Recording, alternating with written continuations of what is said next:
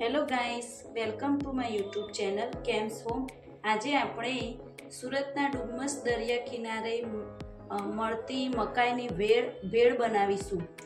તો સાંજના સમયે આપણને કંઈ ચટપટું ખાવાનું મન થાય તો તમે આવી ભેળ ઘરમાં બનાવી શકો છો અને બાળકોના લંચમાં પણ બનાવી શકો છો. તો ચલો હવે ભેળ બનાવીશું. તો મેં અહીંયા અડધી વાટકી મકાઈના દાણા બાફીને લીધા છે.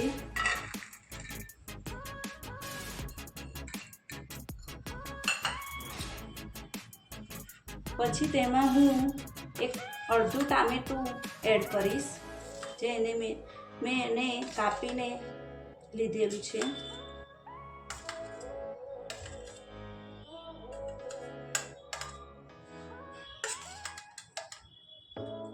પછી એક નાની ડુંગળી કાપી છે ઝીણી.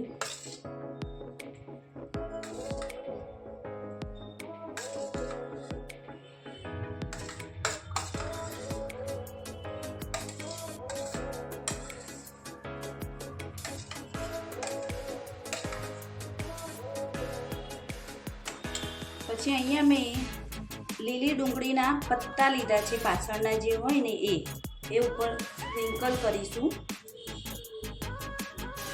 પછી અહીંયા લીલા ધાણા લીધા છે મેં ઝીણા સમારીને.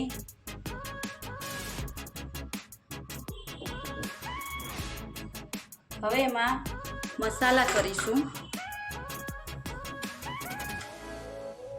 અહીંયા મેં અડધી ચમચી જેટલો ચાટ મસાલો લીધો છે.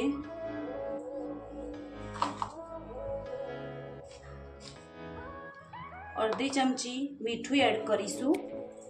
મીઠું મેં પહેલાં મકાઈ બાફતી વખતે પણ નાખ્યું હતું, એટલે આપણે પાછળથી થોડુંક જ નાખવાનું.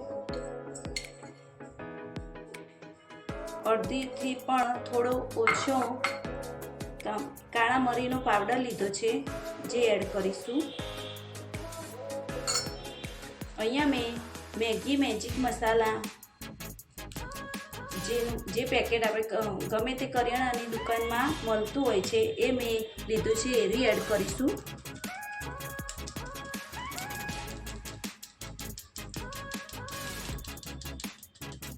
તમારે જેવી સ્પાઇસી ભેળ જોઈતી હોય એટલું તમે એડ કરી શકો છો.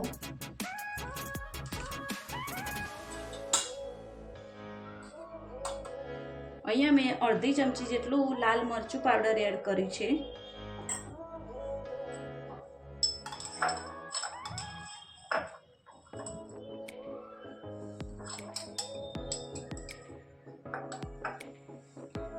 પછી એમાં હું 1 ચમચી જેટલું શેજવાન ચટણી એડ કરી રહી છું.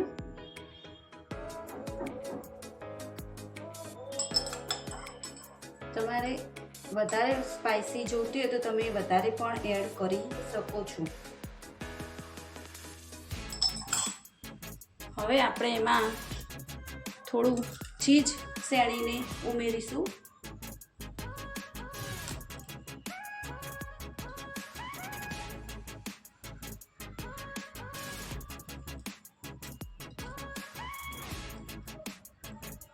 આ ભેળ ખૂબ જ ખાવામાં સરસ લાગે છે અને હેલ્ધી પણ હોય છે.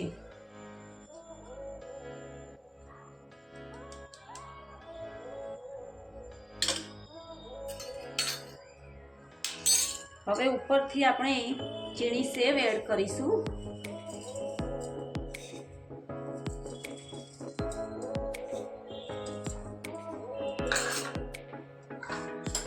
હવે હું ડુંગળીના પત્તા એડ કરું છું ઉપર, અને ધાણા એડ કરું છું.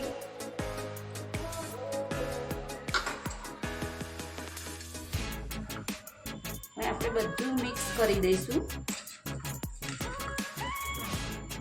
ગાઈસ, તમે જોઈ શકો છો કે કેટલી સુંદર અને સ્વાદિષ્ટ એવી આપણી ભેળ તૈયાર છે. તો પણ તમે પણ આવી જ ભેળ ઘરે બનાવી શકો છો.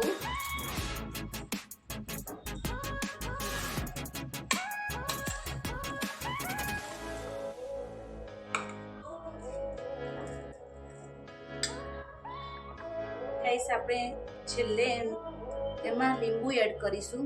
જ્યારે આપણે આ ભેળ ખાવી હોય ત્યારે જ લીંબુનો રસ એડ કરવાનો.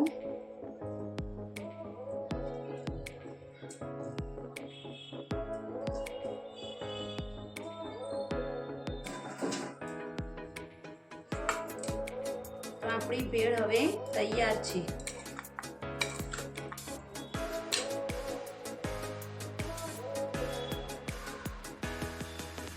તો આવા મારા નવા વિડીયો જોવા માટે મારા વિડીયોને લાઈક कीजिए, शेयर कीजिए, हमारी चैनल में सब्सक्राइब कीजिए. Thank you. Bye bye.